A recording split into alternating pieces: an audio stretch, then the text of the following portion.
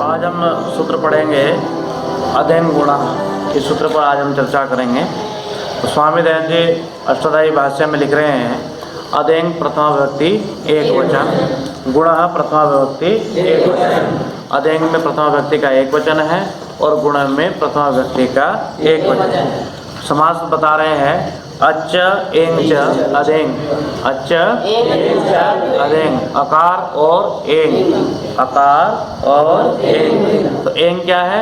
ए ओ, प्रत्याहार हो गया ना, ए ओ। तो अच से अकार और एंग से एकार ओकार, एंग से एकार ओकार। तो अ ए ओ इनकी क्या संज्ञा होती है? गुण संज्ञा होती है। तो यहाँ पर भी लिखा है कि समार द्वंद्व। अध्ययन में भी कौन सा समास है? समार द्वंद्व समास है।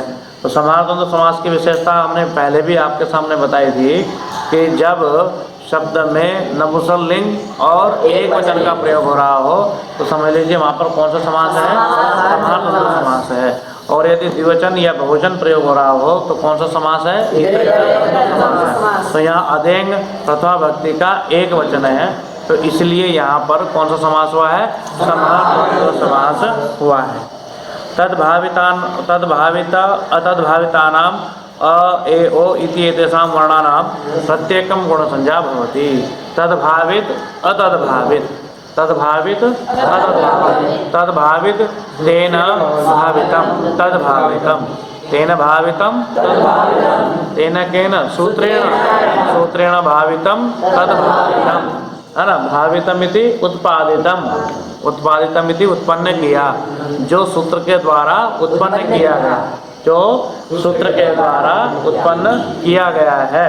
जैसे हम देखते हैं कि जब हम किसी को गुण करते हैं, जैसे हित जमा उपदेशा, तो यहाँ अ और उ इसके स्थान पर क्या गुण करते हैं? ओकार गुण करते हैं। क्या गुण करते हैं? ओ गुण करते हैं। ठीक है। तो जब हम ओ गुण करते हैं तो क्या शब्द बन जाता है? हितोपदेश।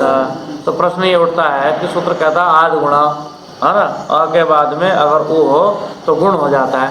तो क्या गुण हो? गुण क्या हो? तो अध्ययन गुणा बताता है कि अ ए ओ की गुण संज्ञा होती है। ठीक है। तो गुण संज्ञा हो जाने से ओ क्या हो जाता है? गुण हो जाता है। ठीक है। इसी प्रकार से जब हम अपने उदाहरणों की चर्चा करते हैं तो जैसे उदाहरण आएगा चेता। ठीक है। क्या आएगा? चेता। तो चेता में चीय धातु से णमूल त्रिचौ से त्रिच प्रत्यय होकर के अनुबंध लोप करके क्या बन जाता है? चेत्री। क्या बनता है? चेत्री। तो चेत्री में चीत्री, चीत्री। तो ची अब सूत्र कहता है सार्वधातुक का आर्धातुक प्रयोग, कि सार्वधातुक और आर्धातुक प्रत्यय के परे रहते इगंत अंग को क्या हो जाता है? गुण हो जाता है। तो इगंत अंग कौन है? च में जो ई है इसको क्या प्राप्त होने लगा? गुण प्राप्त होने लगा। तो अब सूत्र हमारे सामने समस्या ये आई कि गुण कहते किसे हैं? गुण होता क्या है? तो अध्ययन गुणा बताता अ ए ओ का नाम क्या है? गुण है। तो जब हमें ये पता लगा कि अ ए ओ को क्या कहते हैं? गुण कहते हैं, तो फिर जो च में ई है इसको क्या गुण हो? तो स्थानांतरतम, कि किसी के स्थान पर अगर कोई आदेश करना है तो वो कैसा होना चाहिए? सदृशतम होना चाहिए, सबसे अधिक मिलता जुलता होना चाहिए। तो ये मिलता जुलता है या नहीं है, इस बात का परीक्षण किसके द्वारा करेंगे? नहीं, किस धातु करेंगे? उच्चारण स्थान मिलाएंगे और उसके प्रयत्न मिलाएंगे। तो आपका उच्चारण स्थान क्या है? क्या? और ओ का उच्चारण स्थान क्या है? और ए का उच्चारण स्थान क्या है? ये तो कंठ तालव्य। अब इनमें सबसे अधिक मिलता जुलता कौन सा है? स्वर। इनके अभ्यंतर प्रथम तो समान ही है सबके, विवृत करना स्वरा। तो इनमें सबसे अधिक मिलता जुलता कौन है यहाँ पर जो ई को गुण हो जाए? ए। क्या गुण है? ए। लेकिन अब आप कहो कि ए तो कंठ है ना उसका उच्चारण स्थान, और आकार का भी उच्चारण स्थान क्या है? कंठ है। तो दोनों में थोड़ी सामंजस्यता हो गई। तो इसलिए अ के स्थान पर ई के स्थान पर क्या गुण हो गया? ए गुण हो गया। तो क्या बन गया? चेत्री। और इस प्रकार से आगे अनंग आदि आदेश करके दीर्घ करके और आप क्या बना लेते हैं? चेता बना लेते हैं। लेकिन एक उदाहरण बनता है पचे।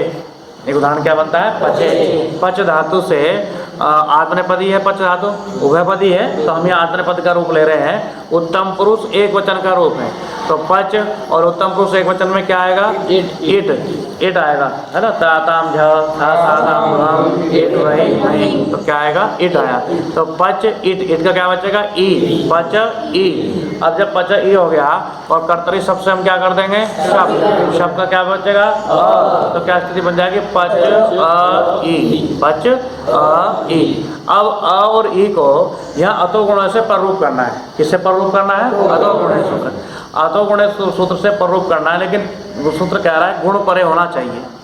आकार से परे क्या होना चाहिए? गुण परे होना चाहिए। अब गुण परे है या नहीं है, तो हमें पहले ये तो पता हो कि गुण होता क्या है, तो तब हमें सूत्र कौन सा बताएगा कि गुण होता क्या है?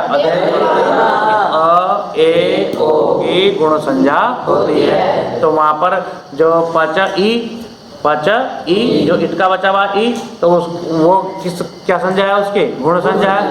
क्या संज्ञा है? गुण संज्ञा है।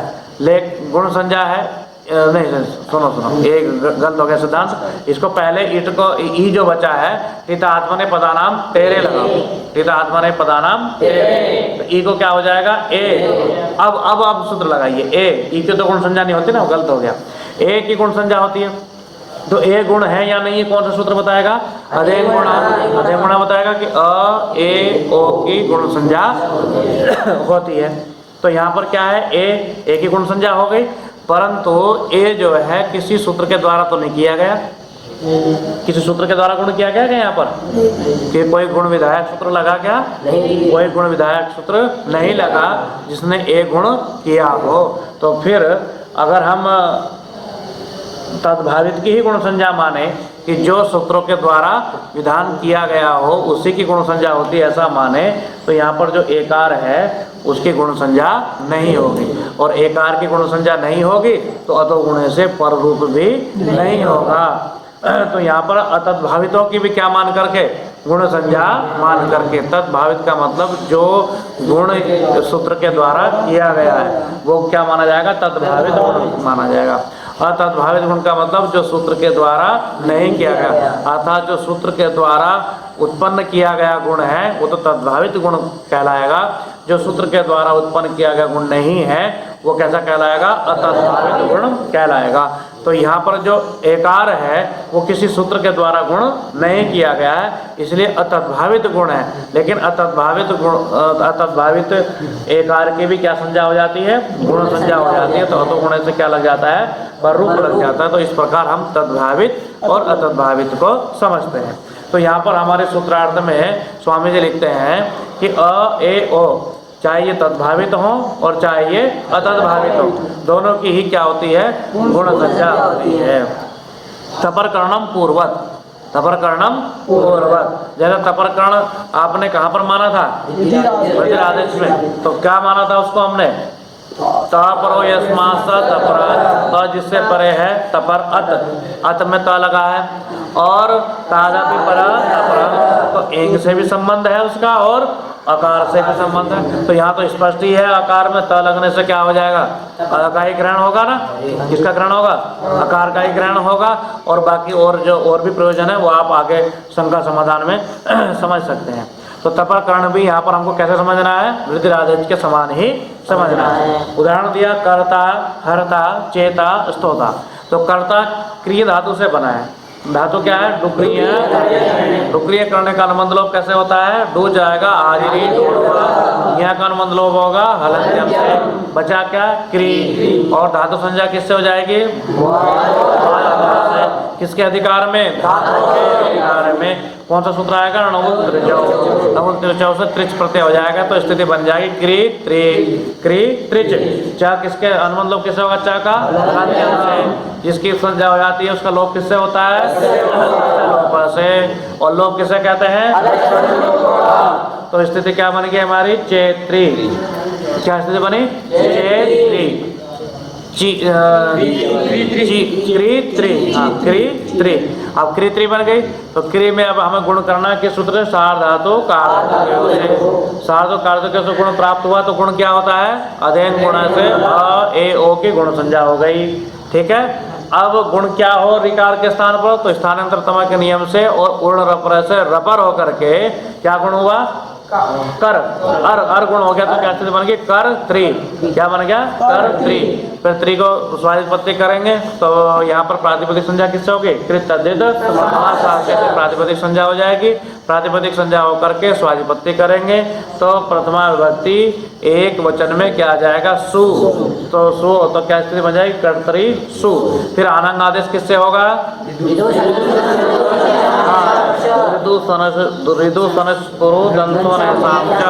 तो यहाँ पर जो विकार है ना, इसको क्या हो जाएगा? अनंग आदेश हो जाएगा। अनंगित है तो ंगित के नियम से अंतिम बल के स्थान पर हो जाएगा तो क्या बन जाएगा? चेतन।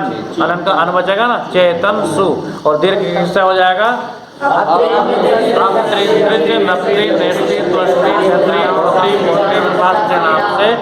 दीर्घ हो जाएगा तो क्या बन जाएगा? उपधा को दीर्घ होगा तो क्या बन जाएगा? चेतान सु। और न लोपा प्रातिपदिक का अंतर से न का लोप हो जाएगा तो चेता स उसका अनुबंध लोप करके स बचेगा ना, और हलंगा पे दीर्घा लोप तो क्या बन जाएगा? चेता। तो चेता उदाहरण में हमें ये मिला देखने को कि अथेंग गुणा सूत्र ने क्या काम किया? अ ए ओ की गुण संज्ञा होती है, ये हमें समझाया। उसके बाद इसी प्रकार हृ धातु से क्या बन जाएगा? हरता। धातु क्या है? हृय। और चीय चयने धातु से क्या बनेगा? चेता। और स्तुय स्तुतौ धातु से क्या बनेगा? अब यहाँ पर स्तुय स्तुतौ में एक थोड़ी सी बात समझने लायक ये है कि धातु है स्टू, मूर्धन्य स स्टू। अब मूर्धन्य स जब यहाँ की तो संज्ञा हो जाती है किससे? स्टू। यहाँ स्तुतौ, यहाँ की संज्ञा किससे हो गई? हलंत्यम से। तो धातु क्या बची? स्टू। अब यहाँ पर एक सूत्र है धातु आदेश कि धातु के आदि में यदि मूर्धन्य स हो तो उसको क्या हो जाता है? दंत्य स हो जाता है। तो दंत्य स हो गया। तो जब मूर्धन्य स को दंत्य स हुआ तो जो टा था उसको भी क्या हो गया? टा हो गया। क्योंकि जो ता को टा हुआ था, ता को टा हुआ था, वो मूर्धन्य स के कारण स्टोनाष्टु से हुआ था, स्टोनाष्टु से हुआ था। अब जिसके कारण हुआ था वो कारण ही चला गया। कारण को क्या हो गया? कारण को क्या हुआ? कारण क्या बदल गया? दंत्य स के रूप में बदल गया। पहले मूर्धन्य था तो स्टोनाष्टु से टा हो गया था, अब वो कारण ही बदल गया तो उसके स्थान पर क्या हो गया? तो ता हो गया। तो इसलिए कहते हैं निमित्ता पाए है। यदि निमित्त चला जाए तो उस निमित्त के कारण अगर कोई काम हुआ था तो वो काम भी समाप्त हो जाता है। तो जैसे मूर्धन्य स के होने के कारण स्टुनाष्टु से वहां पर ता को टा हुआ था, है ना, तो वो बाद में जब धात्वादे स लग करके वो मूर्धन्य स दंत्य स में परिवर्तित हो गया तो उसके कारण जो ताकोटा हुआ था वो भी समाप्त हो गया, वो भी फिर अपने स्वरूप में ही आ गया। किस स्वरूप में? ता बन गया। तो क्या बन जाएगा? स्तु धातु का मतलब करके स्तु। ठीक है, उस स्तु से बनेगा स्तोता। गुण प्रदेशानी मिदेर गुण इत्यम आदिनी। तो गुण प्रदेशानी का मतलब जो गुण से संबंधित जो सूत्र है वो कौन कौन है? तो एक उदाहरण देकर समझा दे, जैसे मिदेर गुण, ऐसे और भी बहुत सारे सूत्र आपको मिल जाएंगे। तो इस प्रकार हमने यहाँ समझा कि अ ए ओ की गुण संज्ञा होती है और वो कैसे हो? चाहे तद्भावित हो और चाहे तद्भावित हो। ठीक है, स्पष्ट है। इसके बाद आगे सूत्र आ रहा है इको गुण वृद्धि।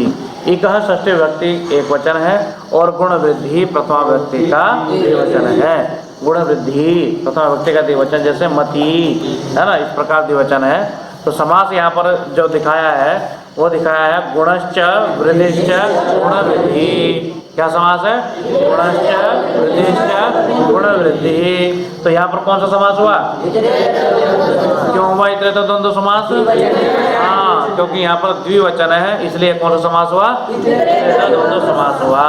तो गुण वृद्धि का अर्थ क्या निकला हिंदी में? गुण और वृद्धि। क्या अर्थ निकला? गुण और वृद्धि। इका में कौन सी विभक्ति है? षष्ठी। इका का अर्थ क्या निकला? बोलो, एक का अर्थ क्या निकला? एक के स्थान पर क्या होता है? गुण और वृद्धि। अगर हम बिना अनुवृत्ति के भी अर्थ लगाएं तो क्या बन गया?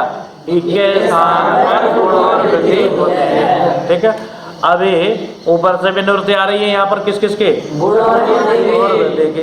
तो वृद्धिर भवति सूत्रार्थ में लिखा है वृद्धिर भवति गुणो भवति इति यत्र ब्रूयात्। उस सूत्र में, जिस सूत्र से क्या किया जा रहा है? जिस सूत्र से अ ए ओ का विधान किया जा रहा है। किसका विधान किया जा रहा है? अ ए ओ का विधान किया जा रहा है। उस सूत्र में स्पष्ट लिखा होना चाहिए क्या? वृद्धि या गुण। क्या लिखा होना चाहिए? वृद्धिर्भवति गुणो भवति इति यत्र ब्रूयात्। जहाँ पर बोला जाए, जहाँ पर बोला जाए, क्या बोला जाए? गुण हो और वृद्धि हो, ऐसा जहाँ पर नाम लेकर के बोला जाए, इकः इति तत्र उपस्थितम द्रष्टव्यम। वहाँ पर क्या उपस्थित हो जाएगा? एकः। एकः का मतलब क्या हुआ? एक के स्थान पर, अर्थात जहाँ गुण हो, वृद्धि हो, ऐसा नाम लेकर के कहा गया हो, तो वहाँ पर वो गुण और वृद्धि किसके स्थान पर होगी? इनके स्थान पर ही होगी। तो यहाँ पर एक ये प्रश्न उठा रहे हैं कि गुणश्चर वृद्धिश्चर में आपने द्वंद्व समास किया है। कौन सा समास किया है? द्वंद्व समास। एक सूत्र है दूसरे अध्याय के दूसरे पाद में द्वंद्वे घी। द्वंद्वे घी, द्वंद्वे का मतलब द्वंद्व समास में, घी का मतलब जिसकी घी संज्ञा हो जाती है। घी खाने वाला घी नहीं है ना, कल बताया था ना। स्वरूप का ग्रहण करना है क्या? किसका ग्रहण करना है? बोलो। हाँ, शब्द का ग्रहण करना, शब्द के स्वरूप का ग्रहण करना है। तो द्वंद्वे घी, यहाँ पर किसका? घी संज्ञा का ग्रहण है। किसका ग्रहण है? घी संज्ञा। और घी संज्ञा किसके होते हैं? यूस्त्राख्यौ नदी। यूस्त्राख्यौ नदी, समझो, यूस्त्राख्यौ नदी। तो ई का दीर्घ इकारांत और दीर्घ उकारांत वो स्त्रीलिंग के वाचक हो तो उनकी क्या संज्ञा हो जाती है? नदी संज्ञा हो जाती है। समझ गए कैसे?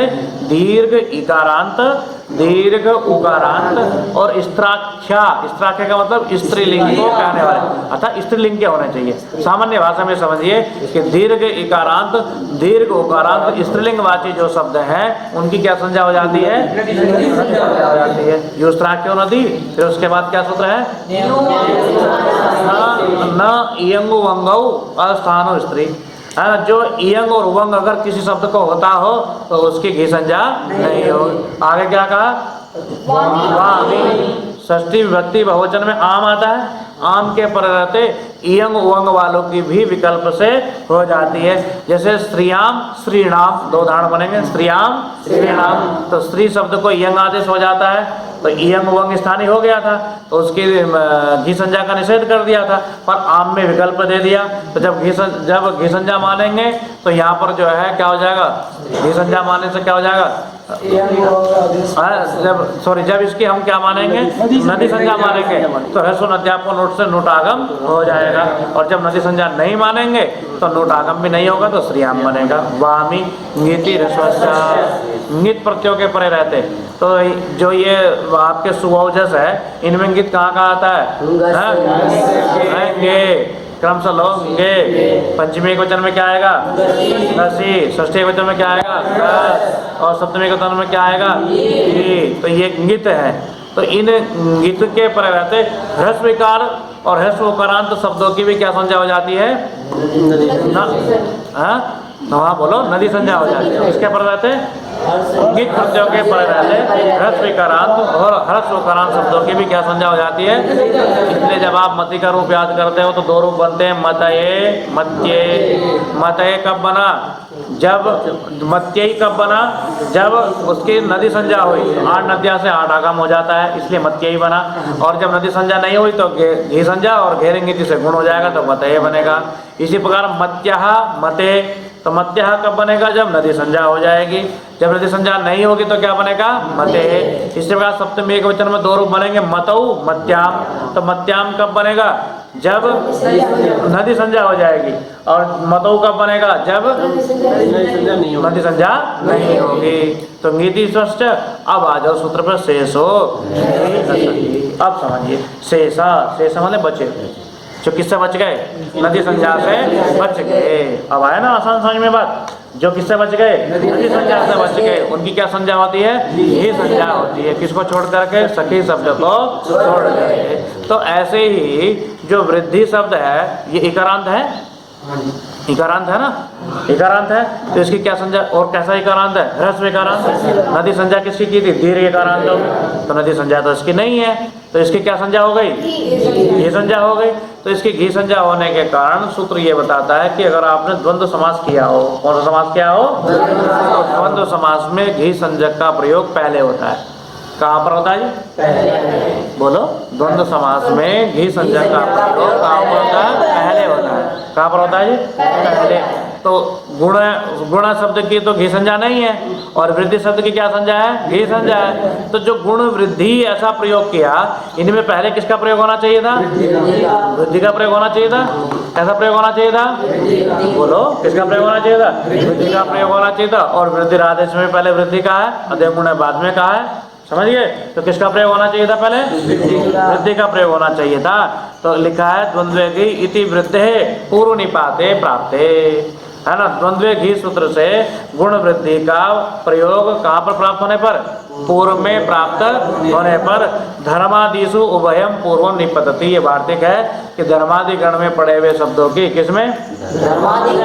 पड़े हुए शब्दों का उभयम, है ना, उभयम पूर्वम निपतति, उनको दोनों जगह प्रयोग किया जा सकता है, चाहे पहले प्रयोग कर लो और चाहे बाद में प्रयोग कर लो। तो इसलिए यहाँ पर कहाँ प्रयोग किया गया है? बाद में प्रयोग किया गया, धर्मादिगण में पढ़ावा होने के कारण। किसमें पढ़ावा होने के कारण? धर्मादिगण में पढ़ावा होने के कारण उसका बाद में प्रयोग किया गया। इति गुण शब्द से पूर्व निपाता, तो यहाँ पर जो गुण शब्द है उसका कहाँ पर निपात हो गया? पूर्व में निपात हो गया। तत्र उभयम भवति, इसलिए दोनों प्रकार का प्रयोग हो सकता है। गुण वृद्धि, वृद्धि गुणों, क्या प्रयोग हो सकता है? वृद्धि गुणों, दोनों प्रयोग हो सकता है, क्योंकि विकल्प से कह दिया। परंतु पाणिनि ने अपने सूत्र में क्या लिखा है? गुण वृद्धि। तो इसलिए हम कैसा प्रयोग करेंगे? गुण वृद्धि। आगे कहा अनियम प्रसंगे नियंत्रणीयम परिभाषा। परिभाषा सूत्र, ये एक परिभाषा सूत्र है। सूत्र होते हैं कितने प्रकार के?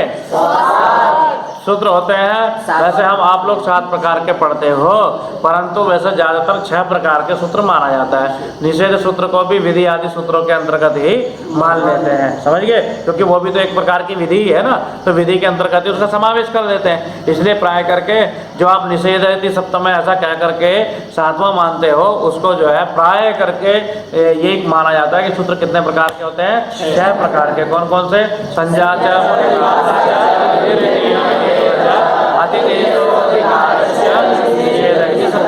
तो आप निषेध सप्तम बोलते हो, और बाकी बोलते हैं षड्विधम सूत्र लक्षणम।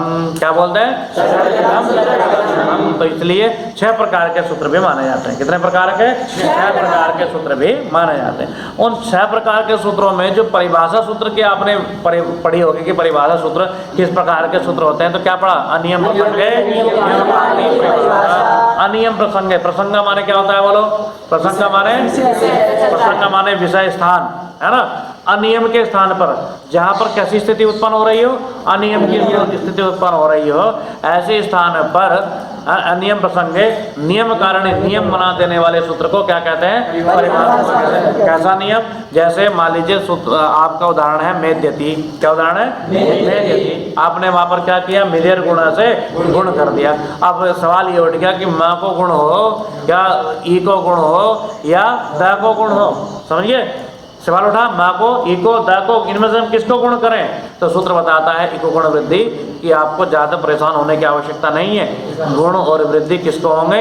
इक को होंगे। तो द और माँ तो इक में नहीं आता। इक में कौन आया? ई आया ना, ई।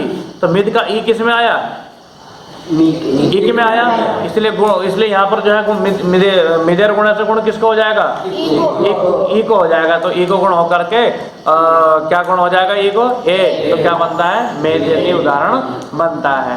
तो यहाँ पर जो अनियम की स्थिति उत्पन्न हो रही थी ना, हुआ क्या? अनियम हुआ कि भाई गुण माँ को करें, द को करें और या फिर ई को करें। ये प्रश्न उठा, ये समस्या पैदा हो गई, और उस समस्या का समाधान किसने किया?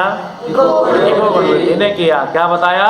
कि गुण और वृद्धि किसके स्थान पर होते हैं? इसके स्थान पर होते हैं। तो इसलिए कहा अनियम प्रसंगे नियम कारणी परिभाषा। जहाँ अनियम की स्थिति उत्पन्न हो रही हो, जहाँ अनियम हो रहा हो, अव्यवस्था उत्पन्न हो रही हो, उस स्थल पर व्यवस्था बनाने वाला सूत्र कौन सा है? परिभाषा सूत्र है। जैसे कि मिद धातु में आपने देखा कि गुण किसको हो? म को, ई को या द को हो, तो ये अव्यवस्था फैल गई, और फिर हमें व्यवस्था किसने दी? इको गुण वृद्धि सूत्र ने दी कि ई और ऊ री और री इन्हीं के स्थान पर ही गुण या वृद्धि होते हैं। तो हमें जो है झट से उत्तर मिल गया कि म को भी गुण नहीं होगा, द को भी गुण नहीं होगा, किसको होगा, ई को गुण होगा। तो इसलिए इस प्रकार के जो सूत्र होते हैं काम करने वाले वो क्या कहलाते हैं, परिभाषा सूत्र कहलाते हैं। औपगवः, उपगोह अपत्यम, तो यहाँ पर गुण किससे हुआ है, और गुणा से। और ऊ को तो वृद्धि हो गई किससे, तद्धितेषु चामादे से, तो ऊ को वृद्धि हो गई तो क्या बना, औ प गु अ, तो ग में जो उकार है उसको और गुणा से गुण हो गया। गुण किसे कहते हैं, अधे गुण से। ऊ को क्या गुण हो, ओ गुण हो, ठीक है। ओ गुण हो तो क्या हुआ, उपगो और अण का अ, तो फिर यहाँ पर एक से अब आदेश हो जाएगा तो क्या बन जाएगा, तो आगे समझा रहे हैं इक इति किम, किस सूत्र में इका क्यों कहा। केवल इतना सूत्र बना दीजिए, गुण वृद्धि। कितना सूत्र बना दीजिए, गुण वृद्धि। कितना सूत्र बनाइए, गुण वृद्धि, है ना, कि गुण और वृद्धि होते हैं। ऐसे तो अर्थ होगा ना, फिर कैसा अर्थ होगा, गुण और वृद्धि होते हैं। ये तो अर्थ नहीं होगा कि क्योंकि हमने सूत्र में से किसको हटा दिया, इक को हटा दिया। तो उसका प्रयोजन बता रहे हैं। इक इति किम का मतलब है कि सूत्र में इक का क्या प्रयोजन है, सूत्र में इक का क्या प्रयोजन है। तो कहते हैं व्यंजन से गुण वृद्धि मा भूताम, गुण और वृद्धि किसको ना होने लग जाए, व्यंजन को ना होने लग जाए। इसलिए सूत्र में क्या कहा, इक। तो जब इक कह दिया तो अर्थ सूत्र का क्या होगा, ई रू रील को ही गुण और वृद्धि होते हैं। यदि सूत्र में इक ना कहा जाता तो व्यंजन को भी हो सकते थे गुण और वृद्धि।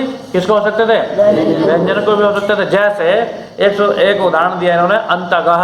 क्या उदाहरण दिया, तो अंतगह जो सूत्र है यहाँ पर अंत शब्द के पद में रहते हुए गम धातु से ड प्रत्यय हुआ है। क्या हुआ है, अंत शब्द के पद में रहते हुए गम धातु से ड प्रत्यय हुआ है, ठीक है। अब ड का क्या बचेगा, अ, ड का क्या बचेगा, अ। अब अ के परे रहते, किसके परे रहते, अप्रत्यय के परे रहते सार्वधातु कार्धातु के सूत्र से, किससे, सूत्र से माँ को गुण होना चाहिए।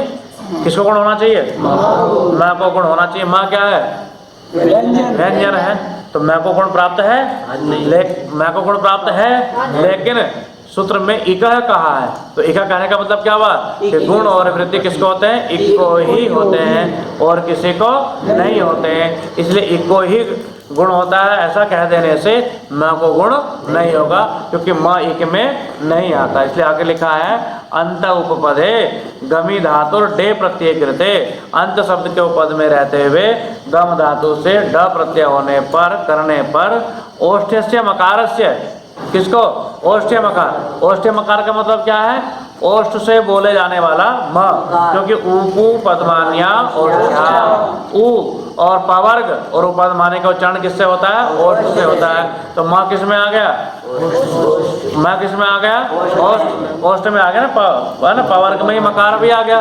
तो इसलिए मकार का उच्चारण कहाँ से होता है, ओष्ठ से, और ओष्ठ से बोले जाने वाला वर्ण क्या कहलाता है, ओष्ठ्या। तो यहाँ पर लिखा है ओष्ठ्य मकार से, कौन से मकार का, ओष्ठ्य मकार को ओकारो गुण प्राप्त होती। क्या प्राप्त होने लगा, ओकार गुण प्राप्त होने लगा। कब, जब सूत्र में इकह पद नहीं है तब।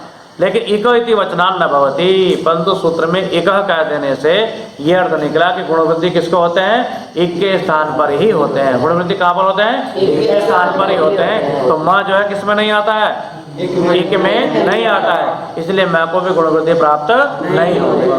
फिर कहा गुण वृद्धि इति किम, सूत्र से गुण वृद्धि हटा दो, सूत्र क्या बचा, इकह। सूत्र क्या रह गया, इकह। तो इकह का क्या अर्थ हुआ, एक को गुण वृद्धि होते हैं। क्या अर्थ हो गया, एक को गुण, ऊपर से अनुवृत्ति आ रही है ऐसा मत देख, ऊपर से क्या हो गया, एक को गुण वृद्धि होते हैं। गुण और वृद्धि की अनुवृत्ति तो आ ही रही है ना ऊपर से, तो एक को गुण वृद्धि होते हैं ऐसा अर्थ हो गया।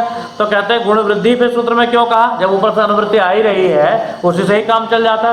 तो इति किम का मतलब हुआ कि सूत्र में गुण और वृद्धि का क्या प्रयोजन है जो पढ़ा।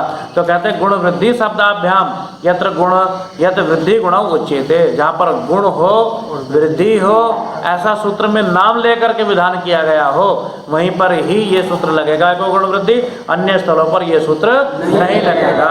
जैसे आगे लिख दिया गुण वृद्धि शब्दाभ्याम यत्र वृद्धि गुण उच्यते तत्रैव एक स्थाने भवतः। जहाँ सूत्र में गुण हो वृद्धि हो ऐसा निर्देश करके वृद्धि और गुण का विधान किया गया हो, तत्रैव एक स्थाने भवतः, वहीं पर ही एक के स्थान में गुण वृद्धि होते हैं। अन्य स्थलों पर कहीं एकार आदेश किया हो, कहीं औकार आदेश कर दिया हो, कहीं एकार आदेश कर दिया हो, लेकिन उनको गुण या वृद्धि के रूप में यदि नहीं कहा है सूत्र में तो वहां पर एको गुण वृद्धि सूत्र नहीं लगेगा। जैसे एह मा भूताम, यह महाभूताम यहाँ पर न हो तो यह महाभूताम में भूताम का है, अटागम कहाँ गया यहाँ का, अटागम कहाँ गया भूताम का, बोलो न मांग योगे, मांग के योग में, मांग मतलब माँ माने मत, अगर माँ शब्द लगा हो तो अटागम नहीं होता। किससे होता है अटागम, ठीक है, तो अटागम नहीं हुआ इसलिए यहाँ पर। तो पहला उदाहरण दिया द्यौ, तो द्यौ जो उदाहरण है ये दिव शब्द से बना है। किस शब्द से बना है, तो दिव से स्वादित उत्पत्ति करके क्या ले आएंगे, सु ले आएंगे, तो स्थिति क्या बनी दिव सु। यहाँ पर दिव औद सूत्र से, दिव औद सूत्र से अलोन्तस्य के नियम से, अलोन्तस्य कहता है कि जब कोई षष्ठी निर्दिष्ट आदेश होता है तो वो अंतिम अल के स्थान पर होता है। तो दिव में अंतिम अल कौन सा है, तो औकार आदेश किसके स्थान पर हो गया, औकार के स्थान पर। तो दी और औ इक्वल से अनादेश तो क्या बन जाएगा द्यौ, स्वादिपत्र ऋतु विसर्ग तो क्या बन जाएगा द्यौ। तो यहाँ पर यह शंका होती है कि जो वाक्य स्थान पर आपने ओकार आदेश किया है तो ओकार की वृद्धि आदेश से क्या संज्ञा है, वृद्धि संज्ञा है, यौ की वृद्धि संज्ञा होती है, तो वृद्धि आदेश से ओकार की क्या संज्ञा हो गई, वृद्धि संज्ञा हो गई। और जब ओकार की वृद्धि संज्ञा हो गई तो वो किसके स्थान पर होना चाहिए, गुण वृद्धि है ना। गुण और वृद्धि किसके स्थान पर होते हैं, एक के स्थान पर, तो एक के स्थान पर ही होना चाहिए। आपने तो ओकार आदेश किसके स्थान पर कर दिया, वह के स्थान पर कर दिया, वह के स्थान पर नहीं होना चाहिए। तो उसी लिए समझाया गया कि एको गुण वृद्धि में जो गुण वृद्धि शब्द यहाँ पर रखे गए हैं वो इसलिए रखे गए कि सूत्र में गुण हो वृद्धि हो ऐसा नाम लेकर के विधान किया जाना चाहिए। तो दिव ओद सूत्र में तो सिंपली ये कहा है सामान्य रूप से कि दिव धातु को ओकार आदेश हो जाए, वहाँ ये नहीं कहा कि दिव धातु को ओकार वृद्धि हो जाए, ऐसा नहीं कहा। यदि ये कहते सूत्र में कि दिव धातु को ओकार वृद्धि हो जाए, दिव शब्द को ओकार वृद्धि हो जाए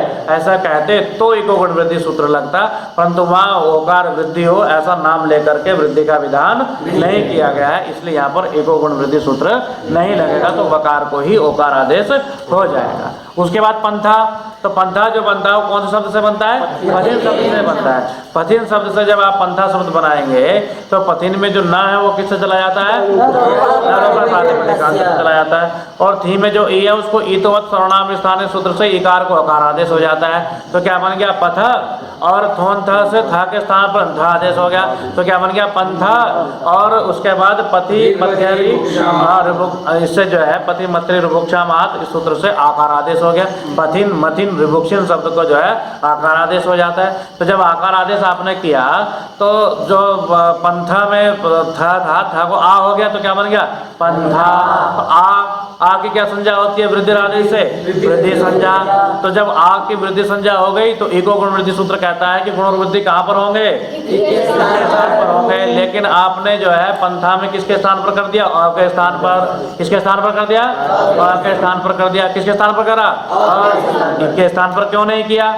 तो वहां पर फिर ये समझाया जाता है कि जो आकार विधान करने वाला सूत्र है कौन सा, पथि मत्यरी रिभुक्षा मात, ये जो आकार आदेश करने वाला सूत्र है इसमें वृद्धि हो, आकार रूप वृद्धि हो ऐसा कथन करके वृद्धि का आदेश नहीं दिया गया है, वृद्धि का उपदेश नहीं किया गया है। इसलिए यहाँ एको गुण वृद्धि सूत्र की प्रवृत्ति नहीं होती।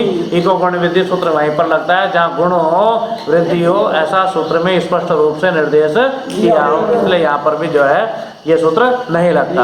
आगे उदाहरण दिया जैसे सा, तो सा जो है तद का प्रथमा विभक्ति का एक वचन है सा, तो कैसे बनता है तद सु, और तद सु ला करके तेरादि नाम से और अलवंत्य के नियम से द के स्थान पर क्या कर देते हो आप, अकार आदेश कर देते हो। तो द क्या है, व्यंजन है ना, द क्या है? व्यंजन है। व्यंजन के स्थान पर आप अकार आदेश कर रहे हो, और अ की क्या संज्ञा होती है? अधिक गुण से गुण संज्ञा होती है। तो जब अ की गुण संज्ञा हो गई तो इको गुण वृद्धि से गुण किसके स्थान पर होना चाहिए? इक के स्थान पर होना चाहिए। तो फिर आपने द के स्थान पर अ कैसे किया? तो तब समझाया जाता है कि चिदादि नाम है सूत्र से जो आकार आदेश किया जा रहा है, आकार विधान किया जा रहा है, वो गुण हो ऐसा नाम लेकर के नहीं किया जा रहा। इको गुण वृद्धि सूत्र वहीं पर लगेगा जहाँ सूत्र में स्पष्ट रूप से गुण हो, वृद्धि हो ऐसा नाम लेकर के कथन किया गया हो, और चिदादि नाम है सूत्र में ऐसा कोई कथन नहीं किया गया है। इसलिए वहाँ पर आकार आदेश जो है वो लोन्तस्य के नियम से किसकी जगह हो जाता है? तद के स्थान के, तद के द के जगह हो जाता है। तो स्थिति बन जाती है त अ, और फिर क्या हो जाता है? पररूप हो जाता है किससे? अधो गुण से पररूप हो जाता है। तो क्या बन जाता है? त और तदो सह तयो सूत्र से उसको हो जाता है सकार आदेश। तो क्या बन जाता है? स। तो इस प्रकार से हमने यहाँ इस सूत्र में ये समझा सारूप में कि इको गुण वृद्धि सूत्र कहता है कि गुण और वृद्धि इक के स्थान पर ही होते हैं। लेकिन कहाँ लगेगा ये? जहाँ सूत्र में इक हो, गुण हो ऐसा नाम लेकर के कहा गया हो, वहीं पर ही ये सूत्र प्रवृत्त होगा। अन्य स्थलों पर ये सूत्र प्रवृत्त नहीं होगा। तो यहाँ हमने दो बात समझी। आगे एक बात और कह रहे हैं, यह अन्य वैयाकरण, कुछ वैयाकरण, कितने? अन्य वैयाकरण, कुछ वैयाकरण ऐसा मानते हैं क्या? मृजे है कौन सी धातु को? मृज धातु को आजादो कैसे प्रत्यय के पर रहते? आजादी प्रत्ययों के परे रहते। संक्रमे, संक्रम में, किसमें? संक्रम नाम किसका है? गुण और वृद्धि के प्रत्यय का। विभाषा वृद्धि मारबंते, वहाँ विकल्प से वृद्धि मानते हैं या वहाँ विकल्प से वृद्धि चाहते हैं। जैसे मृज धातु से परि उपसर्ग पूर्वक, जैसे यहाँ परिमृजंती उदाहरण दिया है, परिमृजंती और परिमार्जंती, तो परि उपसर्ग पूर्वक मृज धातु से लट लकार के बहुवचन में झी लाएंगे। तो झी और तो स्थिति क्या बन गई? परि मृज झी, झी के स्थान पर झोंत से क्या आदेश कर देंगे? अंत आदेश कर देंगे। तो हमारी स्थिति क्या बन गई? परि मृज अंति, परि मृज अंति। यहाँ पर कर्तरी शब्द से सब लाएंगे। अधि प्रवृत्तिभ्य शप सूत्र से क्या हो जाएगा? सबका लोप हो जाएगा। तो स्थिति क्या बनी? परि मृज और अंति, परि मृज अंति। यहाँ पर जो अंति है झी के स्थान पर हुआ है, और झी कैसा है? अपित है, अर्थात वहां पर प की संज्ञा नहीं हुई। तो सार धातु कम अपित है। अपित जो सार धातुक होता है उसको इंगितवत माना जाता है, इंगित के समान माना जाता है। तो ये सार धातुक संज्ञा तो है इसकी तिंशित सार धातुकम से, और अपित भी है क्योंकि यहाँ पर प की संज्ञा नहीं हुई। तो अपित होने से, सार्वधातुक होने से इसको क्या मान लिया गया? इंगित मान लिया गया। और इंगित प्रत्यय अगर परे हो तो कंगति च सूत्र से क्या नहीं होता है? वृद्धि नहीं होती। तो वृद्धि किससे प्राप्त हुई? मृजेर वृद्धि। तो मृजेर वृद्धि से जो वृद्धि प्राप्त हुई, कंगति च ने उसका क्या कर दिया? निषेध कर दिया। और निषेध कर देने के कारण यहाँ पर वृद्धि नहीं हुई। तो परि मृज और अंति जोड़ दो तो क्या बन गया? परिमृजंति। लेकिन यह अन्य वैयाकरण, यहाँ पर कुछ वैयाकरण लोग मृज धातु को आजादी प्रत्यय के पर रहते। किसके पर रहते? तो जो अंति है वो कैसा प्रत्यय है? आजादी है। आजादी हो गया ना, अकार है, अकार उसके आदि में है, तो आजादी प्रत्यय के पर रहते। संक्रम, संक्रम का मतलब जहाँ गुण और वृद्धि का प्रतिषेध हो रहा। तो यहाँ किसका प्रतिषेध हुआ है? वृद्धि का प्रतिषेध हुआ। किससे हुआ? कंगति च सूत्र से हुआ। तो कंगति च सूत्र से यहाँ पर जो वृद्धि का प्रतिषेध का प्रसंग है, तो ऐसे प्रसंगों पर विभाषा वृद्धि मारबंते विकल्प से वो कहते हैं कि वहाँ वृद्धि हो जाए। तो एक पक्ष में मृजेर वृद्धि से यहाँ पर क्या हो गई? वृद्धि हो गई। तो मृजेर वृद्धि से वृद्धि होकर के मृज को क्या वृद्धि हुई? आर और लग करके। तो क्या स्थिति बन गई? परिमार्जंती। क्या बन गया? इसलिए दो उदाहरण बने यहाँ पर, परिमृजंती और परिमार्जंती।